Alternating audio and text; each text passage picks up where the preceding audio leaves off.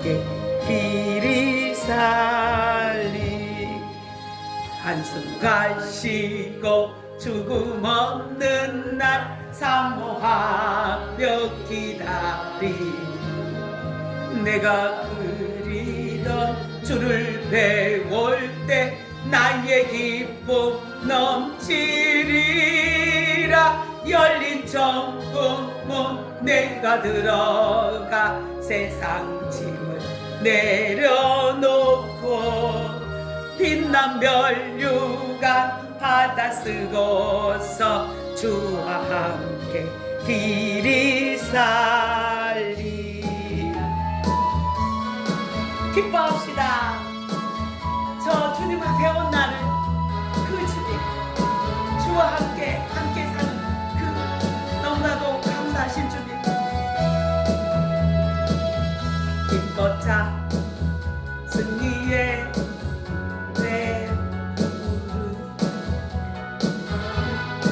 백성 주가 회복시키시네 그 사랑으로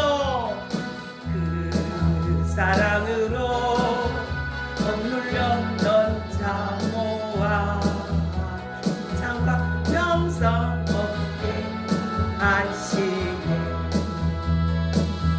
진심으로 기뻐하리 전능과 함께 하시네 외치며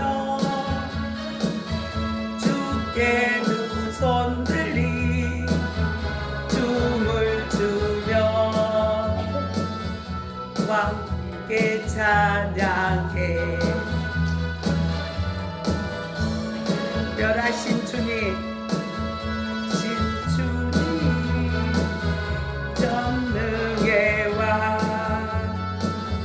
함께 하시네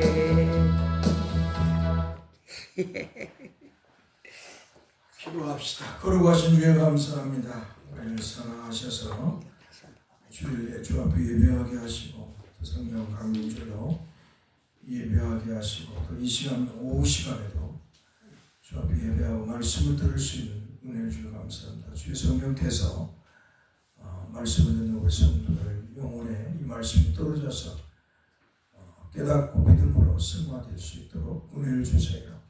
우리 주 예수 그리스도의 이름으로 기도합니다. 아멘. 사도행전 1장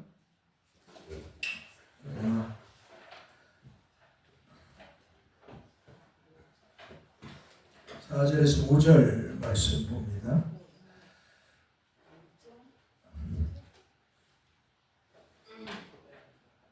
한번 따라합시다. 사도와 함께 모이사 그들에게 분부하여 이르시되 예루살렘을 떠나지 말고 내게서 들은 바 아버지께서 약속하신 것을 기다리라. 아멘. 예수님께서 죽음을 이기시고 부활하시고 40일 동안 계시면서 이제 하늘로 승천하시기 전에 제자들에게 예수님께서 성령에 대해서 말씀하시는 결이 사도행전 1장 4절에서 5절 말씀입니다. 그래서 우리가 오전에 예루살렘을 예수님이 떠나지 말라 이렇게 분부하셨다. 한번 따라서 봅시다. 예루살렘을 떠나지 말라. 이 예루살렘이 상징하는 것은 그저 이스라엘 왕궁을 말하는 게 아니라 성전을 상징한다. 예루살렘이라는 말 자체가 성전을 상징한다라는 그런 말씀을 드렸고요.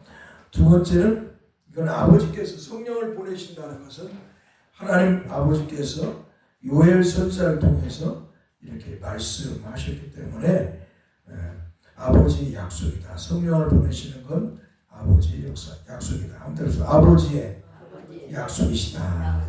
그러니까 하나님 아버지께서 죄인을 구원하시기 위해서 메시아이신 그리스도를 약속한 것처럼 하나님 아버지께서는 또 예수님 다음에 중보자로 이제 성령을 약속하셨다라고 이렇게 말씀을 우리가 들었습니다. 자, 아버지 하나님의 말씀은 시건치 않는다.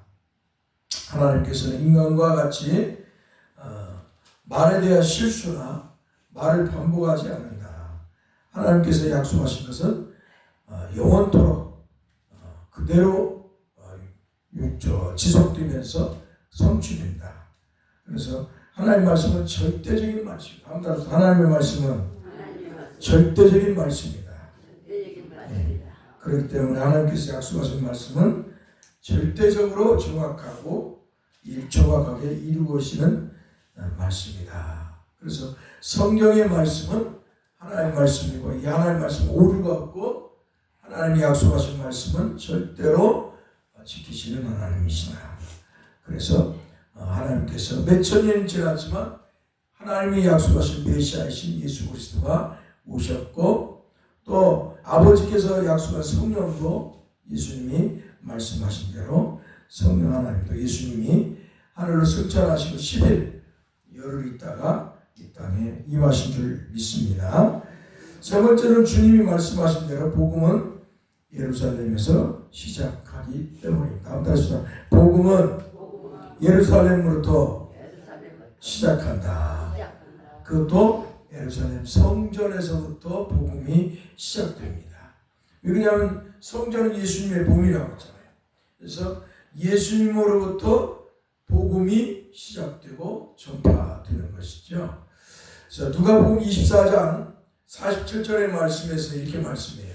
또 그의 이름으로 죄사함을 받게 하는 회개가 예루살렘에서 시작할 모든 족속에게 전파될 것이 기록되었으니 라고 말씀하고 있습니다. 한번 따라서 또 그의 이름으로 죄사함을 받게 하는 회개가 예루살렘에서 시작하여 모든 족속에게 전파될 것이 기록되었으니. 아멘. 그래서 이 회개가 이제 예루살렘에서부터 시작되는 거죠. 예루살렘 성전에서부터. 따라서 주님의 제자들은 예루살렘 성전 솔로몬 행각에서 주님 이건 안 따라서 돼. 예, 이건 안 따라도 돼요. 주님의 제자들은 예루살렘 성전 솔로몬 행각에서 주님이 약속하신 말씀을 따라서 성령이 오시기만을 간절하게 소망하며 기다리며 기도하고 있었습니다. 그리고 드디어 오순절날 주님께서 말씀하신 대로 아버지께서 약속하신 성령, 삼위일체 하나님 중에 세 번째 육격을 가지신 성령 하나님께서 성령 하나님을 간절하게 성전에서 소망하며 기다리는 주님의 120명의 제자들에게 임하셨습니다. 할렐루야. 자, 예수님께서 말씀하는 거예요. 예수님께서 말씀을 하기 때문에 성령은 임하신 것이지 인간이 기도해서 성령이 오순절날 임한 게 아니에요. 단지 인간에게 예수님은 기다리라고 했습니다. 아버지가 약속하신 성령을 기다리라. 그래서 성도들은 예수님의 제자들과 육신의 어머니 마리아와 동생 그 여자들과 120명의 모인 성도들이 성전에 모여서 성령이 오실 때까지 간절히 소망하며 기다리고 기도하면서 그들은 기다렸던 것이죠. 주님은 다른 보혜사, 주님이 원보혜사였죠. 원보혜사이고 주님께서는 다른 보혜사인 성령에 대한 예언의 말씀을 이미 요한복음 14장 16절에서 말씀하고 있습니다. 내가 아버지께 구하겠으니 그가 또 다른 보혜사를 너희에게 주사 영원토록 너희와 함께 있게 하리니 라고 말씀하고 있습니다. 그러니까 다른 보혜사가 있다는 말은 바로 주님이 원보혜사라는 것이죠. 그래서 주님이 중보자이고 또 다른 보혜사 또한 이제 주님이 떠나시면 오셔서 성도들을 아버지께로 이끄는 그런 역할을 해요. 중보자의 역할을 합니다. 여기서 보혜사라는 뜻은 헬라어로 아까 오전에도 말씀드렸듯이 파라클레토스예요. 한번 따라서 파라클레토스. 파라클레토스. 헬라어로 파라클레토스인데 중보자. 한번 따라서 중보자. 변호자. 위로자. 탄원자. 이런 뜻을 갖고 있는데 가장 중요한 말씀은 중보자입니다. 중보자. 그러므로 보혜사라는 말에 가장 잘 부합되는 뜻은 중보자입니다. 마치 하나님 아버지와 죄로 타락한 인간을 십자가에서 피 흘려 죽으심으로 중보하신 우리 주 예수 그리스도처럼 성령 하나님도 하늘로 올라가신 예수 그리스도 대신에 하나님 아버지와 죄로 타락한 인간을 주 예수 그리스도 안에서 중보하는 중보자로서 성령 하나님이 이 땅에 오셨기 때문입니다. 사랑하는 성도 여러분, 성령 하나님은 죄로 타락한 인간들을 주 예수 그리스도께서 이루신 구속을 믿게 하여서 하나님 아버지에게 나아가도록 하시기 위해서 이 땅에 예수 그리스도 대신에 아버지로부터 보내심을 받아 오셨습니다. 할렐루야. 이거 중보자의 역할로 오신 거예요. 그러니까 성령이 오심은 아버지의 뜻대로 중보자의 역할로 이 땅에 오셔서 하나님 택한 백성을 예수 믿게 하셔서 아버지께로 인도하는 것이죠. 성령의 역할을 마치 그냥 이 오순절주의자들처럼 뭐 기적이나 애언이나 이적을 이렇게 병 고치고 귀신 쫓아내고 이적을 행하고 애언하고 방언하고 그런 것을 하기 위해서 성령을 보내신 게 아니라는 거예요. 성령께서는 하나님 아버지께서는 중보자의 역할로 보내셨다는 거예요. 근데 우리 한국교회는 성령의 중보자 역할을 예수님의 중보자 역할은 강조하는데 성령의 중보자 역할은 말을 하지 않아요. 이게 한국교회의 모습이에요. 그러나 성경이 말하는 것은 성령이 예수님 대신에 중보자의 역할을 하고 계신 것을 볼 수가 있습니다.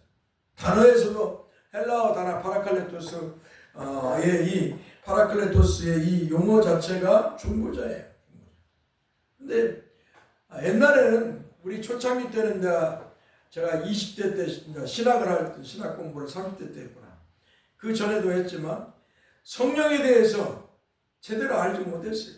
또 예수님이 창조주 하나님이심을 제대로 말을 못했어요. 교수들이 삼위일체 하나님의 두 번째 육격을 가진 성자 하나님이 세상을 창조하셨다 이 말씀도 제대로 몰랐어요.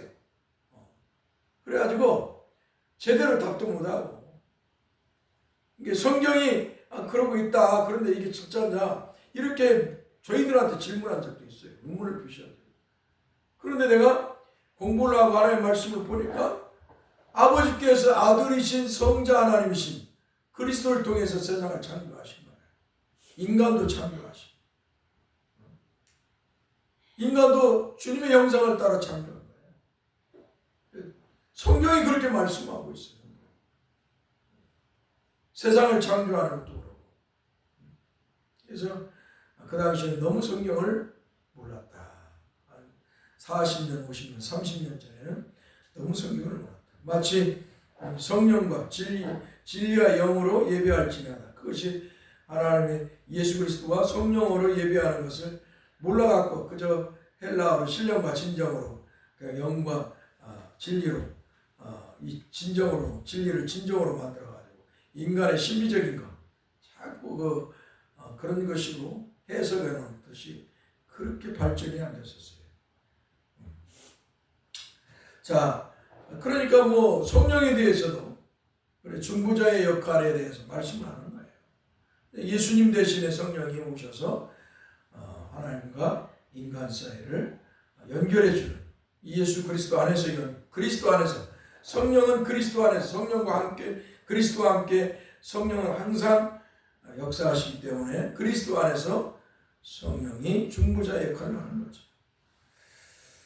자, 네 번째로 다음 따라서 몇 날이 못 되어서 성령으로 세례를 받으리라. 이렇게 예수님은 사도행전 1장 4절에서 5절에 이렇게 말씀하고 있습니다. 구약 성경에서 하나님의 약속은 기간에 대해서 어느 한정이 된 약속이 아니었습니다. 실제로 하나님 아버지께서 약속하신 메시아이신 그리스도에 대한 약속은 그 기간이 한정되어 있지 않았습니다. 그러나 그 약속은 몇천 년이 지나더라도 변함없이 이루어지고 성취하신 줄 믿습니다. 할렐루야. 불변하시는 하나님. 우리 하나님은 변하시는 하나님이 아니에요. 불변하시는 전능하시고 불변하시지 않는 하나님. 우리 하나님 불변하시죠. 하나님 안에 변하시면 어떨까요? 큰일 나겠죠. 오늘 인간처럼 그래 내가 뭐 줄게. 그러다 내일 가고 마음이 변해가지고 내가 언제 그랬어? 만약 하나님이 그런 놈 어떻게 되겠어요? 기가 막히겠죠? 우리 하나님 불변하신 하나님 변하지 않습니다. 그래서 야고보서 1장 15절인가요? 말씀에서는 회전하는 그림자도 없으신 하나님.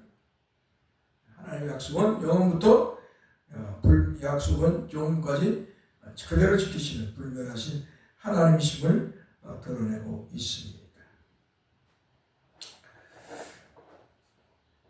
그런데 주님은 성령에 대한 약속은 그 기간을 한정하시듯 말씀하셨습니다. 주님께서는 이렇게 말씀해요. 몇 날이 못 뛰어서. 한번 따라서 몇 날이 못 뛰어서. 그렇게 말씀하고 있습니다. 너희는 몇 날이 못 뛰어서 성령으로 세례를 받으리라. 날짜를 한정하고 있죠. 기간을 한정했습니다. 그렇기 때문에 터전이 갈릴리에 있던 제자들에게 주님은 예루살렘을 떠나지 말라고 분부했던 것입니다. 예수님의 제자들은 거의 다가 갈릴리, 예루살렘에서 멀리 떨어져 있는 갈릴리의 사람들이에요. 갈릴리 여부였고요. 베세다 가버나움에 있는 사람들이었죠. 그러니까 이들이 뭐 예수님이 하늘로 올라가시니까 어때요? 이들이 자기의 터전으로 자기 집이 있는 곳으로 가려고 했을 거 아니에요. 그러니까 예수님이 예루살렘을 떠나지 말고 아버지가 약속하신 성령을 몇 날이 되어서 성령이 올 거니까 성령을 떠나지 말고 몇 날에 성령을 받아서 성령이 너에게 세례를 베푸리라 이렇게 말씀하신 거예요. 그래서 몇 날이면 성령으로 세례를 받으리라. 그리고 주님께서 말씀하신 대로 성령 하나님께서는 주님이 승천하시고 한 달에서 하늘로 승천하시고 10일째 되는 날에 성령이 오순절 날에 임하셨다. 할렐루야. 오순절 날은 뭐예요? 성령이 임하신 날. 그러니까 오늘 성령이 2000년 전에 예수님이 하늘로 승천하시고 10일 있다가 임하신 성령이 강림한 날이에요. 그래서 이 날을 교인은 기뻐하며 지켰다는 거예요. 절기로 삼아서. 그래서 그렇다고 해서 이 절기를 안 지키면 안 되냐? 뭐 아무 상관없어요. 절기를 안 지켜도. 아무 상관이 없습니다. 그러나 영적으로 유익이 되니까 영적으로 오늘 성령이 임하신 날이구나. 그래서 영적 유익이 오는 거예요. 그래서 이날 이렇게 성령 강림절로 지키는 것입니다. 그래서 맥주절을 지키는 게 아니라 우리는 성령 강림절로 지키는 것입니다. 사랑하는 성도들, 주님의 제자들은 주님의 말씀대로 성령이 오시기까지 예루살렘 성전에서 주님의 죽으심과 부활과 승천 그리고 주님이 약속하신 성령에 대하여 전하면서 기다렸을 것입니다. 여기서 예루살렘 성전은 모든 유대인들과 디아스포라 유대인과 유대교를 전환한 이방인들이 출입하고 머물 수 있는 곳인 솔로몬 행각입니다.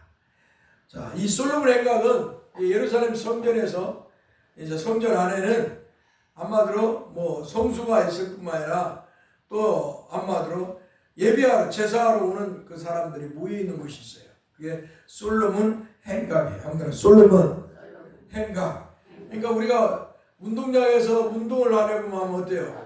운동을 하려면 사람들이 주변 가에 이렇게 모이잖아요. 모여갖고 이렇게 막 행사를 하잖아요. 뭐 달리기는 운동장 중앙에서. 그와 마찬가지로 예루살렘 성전에도 사람들이 모여서 쉴 수 있는 곳, 제사를 준비하기 위해서 모여서 쉴 수 있는 곳이 있어요. 그게 바로 솔로몬 행각입니다. 이 솔로몬 행각에 그 당시 이 솔로몬 행각은 수백에서 수천 명이 모일 수 있는 곳이, 수만 명까지 모일 수 있는 곳이 솔로몬 행각이에요. 솔로몬 행각. 이 장소는 주님이 자주 들려서 복음을 전하였고 사도들도 거주하며 복음을 전하였고 사도 바울도 이방의 복음을 전하고 돌아와서 들렸던 곳입니다. 그러니까 이 솔로몬 행각은 예수님께서도 들려서 그곳에서 복음을 전했고요. 예수님의 제자들도 사도 베드로를 통해서 그곳에서 복음을 전했어요. 이 성경을 제일 많이 기록된 바울도 돌아와서 이곳에 들렸습니다. 그래서 예루살렘 성전 솔로몬 행각은 그렇게 사람들에게 낯선 곳이 아니고 익숙한 곳이에요. 이스라엘 사람들에게는 익숙한 곳입니다. 익숙한 곳이고 이곳에 많은 사람들이 모여 있었습니다. 그러므로 오순절 날에 찾아온 수많은 사람들이 이곳에 머물러 있었습니다. 당시 주님의 제자들은 마가의 다락방에서 유했습니다. 생활과 잠은 거주하는 마가 다락방에서 행하였습니다. 그러니까 예수님의 제자들은 예수님께서 예루살렘을 떠나지 말라고 하니까 어때요? 거처를 예수님의 제자들은 마가 다락방에서 마지막 성만찬을 했던 이 마가 다락방에서 거하셨고, 그 다음에 기도는 어디 가서 했냐? 성전 솔로몬 행각에서 거기서 기도하고 솔로몬 행각에서 예수님에 대해서 이들이 전하였을 것이라고 이렇게 추측이 됩니다. 당시 주님의 제자들은 마가의 다락방에서 유하였습니다. 생활과 잠은 거주한 마가 다락방에 있습니다. 그리고 기도와 전도, 성령의 기다림은 예루살렘 성전 솔로몬 행각에서 행하였던 것입니다. 그것을 사도행전 1장 13절에 말씀하고 있습니다. 들어가 그들이 유하는 다락방으로 올라가니 베드로, 요한, 야고보, 안드레아, 빌립, 도마, 바돌로메, 마테오와 및 알페오의 아들 야고보, 셀로인 시몬, 야고보의 아들 유다가 거기 있어라고 이렇게 말씀하고 있습니다. 그러니까 이 다락방에는 예수님의 어머니가 있었던 것도 아니고 어때요? 다른 많은 사람들, 예수님의 11제자가 이곳에 마가의 다락방에 거취를 삼고 성전을 들락날락 왔다 갔다 했던 것이죠. 그렇게 말씀하셨어요. 그런데 사람들이 성령이 마가 다락방에 있는 제자들이 임했다고 오해를 하는 것입니다. 자꾸 오순절 주의에 빠진 사람들은 성경을 제대로 못 봐가지고 계속 성령이 마가 다락방에 임했다고 말해요. 계속 우리 목사들도 그러고 마가 다락방에 임했다고 그렇게 합니다. 그런데 성령이 마가 다락방에 있는 제자들이 임했다고 오해를 하는데 그 이유는 사도행전 1장 14절의 말씀이 제자들이 다락방에서 유하였다는 말씀과 연결되어 있기 때문에 그 말씀 보면 여자들과 예수님의 어머니 마리아와 예수의 아우들과 더불어 마음을 같이하여 오로지 기도에 힘쓰더라. 이렇게 이 14절 말씀이 이렇게 기록되어 있으니까 마치 마가 다락방에 예수님의 제자들과 어머니와 120명의 사람들이 이 마가의 다락방에 모였다고 생각을 하는 거예요. 잘못된 생각이죠. 사랑하는 성도님, 아무리 예수님의 육신의 어머니 마리아를 가까이 섬겼다고 해서 그 좁은 다락방에서 함께 거하며 섬겼겠습니까? 그것도 예수님의 어머니 마리아뿐만 아니라 다른 여자들도 함께 있었고 예수님의 아우들도 있었습니다. 그리고 예수님의 11제자와 더불어 120명의 제자들까지 이 조그마한 다락방에서 함께 혼숙을 하면서 함께 하였겠습니까? 그러면 이러한 해석은 너무 성경을 과격하게 해석하고 있는 것입니다. 여러분들도 그러잖아요. 여러분의 집에 여러분의 자녀와 식구들은 여러분의 자녀들 이렇게 식구들은 와서 집에 거하는 것은 아무렇지 않잖아요. 그렇죠? 그런데 낯선 사람도 한두 명도 아니고 100명이 넘는 사람이 같이 있는다? 아니면 그 120 말고 예수님의 제자들 그 11명이나 되는 사람들과 이렇게 같이 혼숙은 있을 수 없는 것이죠. 있을 수 없지요. 그러므로 이러한 해석은 너무 성경을 과격하게 해석하고 있는 것이다. 특히 당시 유대인의 사회적 관습은 결혼하지 않은 남녀나 친척이 아닌 사람들이 같이 거하는 것을 용납되지 않는 관습에 쓰였습니다. 옛날 우리나라도 남녀 7세 부동석이라고 했잖아요. 그렇죠? 그래요, 안 그래요? 남녀 7세 부동석, 남자 여자가 같이 있는 것을 용납하지 않는 시대예요. 예수님 당시에도 그 시대도 그래요. 동일해요. 그런데 다 큰 사람들이 다 그것도 남녀가 마가 다락방에 다 거했다? 말이 안 되는 것이죠. 그렇다면 벌써 세상 사람들이 돌을 던졌을 것이에요. 그러지 않았다는 것입니다. 그러므로 예수님의 제자들은 마가다락방에서 거하였고 예수님의 어머니 마리아의 동생들과 다른 여자들과 다른 제자들은 그 근처에서 유하였을 것이라고 예견이 됩니다. 그렇죠? 마가의 다락방에서 110명이 여러분 우리 교회가 지금 이게 50평이에요. 여기에 가득 사람이 얼마나 들어오고 있어요? 50명? 60명? 예? 근데 이보다 더 크면은 얼마나 커요? 다락방이 뭐 커봤자 얼마나 크겠어? 120명이 120명이 제자들 120명이니까 예수님과 예수님 어머니랑 이 식구들까지 합치고 하면은 더 지금 든단 말이에요. 숫자가 얼마나 큰 집이에요. 뭐 아무리 크더라도 이렇게 큰 집이 그렇게 왕궁이 아닌 이상 추측할 수 없는 거예요. 그래서 마가의 다락방이 아니다. 마가의 다락방이 아니다. 그러므로 사도행전 1장 13절에서 14절의 말씀은 성령이 오실 때까지 제자들과 예수님의 어머니를 중심으로 한 여자들과 아우들 그리고 120명의 제자들이 성령이 오실 때까지 기다리는 모습을 축약하여 말씀하고 있다는 것으로 보아야 될 것입니다. 특히 이스라엘 사람들은 성전을 떠나서 가정에서 시간을 정해서 기도한다는 것은 다니엘과 같은 특별한 사정 이외에는 있을 수가 없습니다. 여러분 이스라엘 사람들은 다 모여서 성전에서 모여서 하나님 앞에 제사하고 기도합니다. 그러니까 우리나라 사람들 옛날에 제사할 때 어떻게 해요? 우리나라 사람들 옛날에 제사할 때 여러분 예수 안 믿기 전에 제사할 때 어떻게 해요? 한 집에 식구들이 다 모이잖아요. 그렇죠? 식구들이 다 모여요. 한 집에 모여서 제사하잖아요. 그와 마찬가지로 이스라엘 백성들은 하나님 앞에 제사할 때 하나님 앞에 기도할 때 성전에 모여서 제사하고 성전에 모여서 기도했어요. 이것은 성경이 말하는 것이에요. 그러니까 우리가 자꾸 변질시키려고 마가의 다락방에 성령이 임했다고 자꾸 하는데 이건 아주 성경을 모르는 사람들이에요.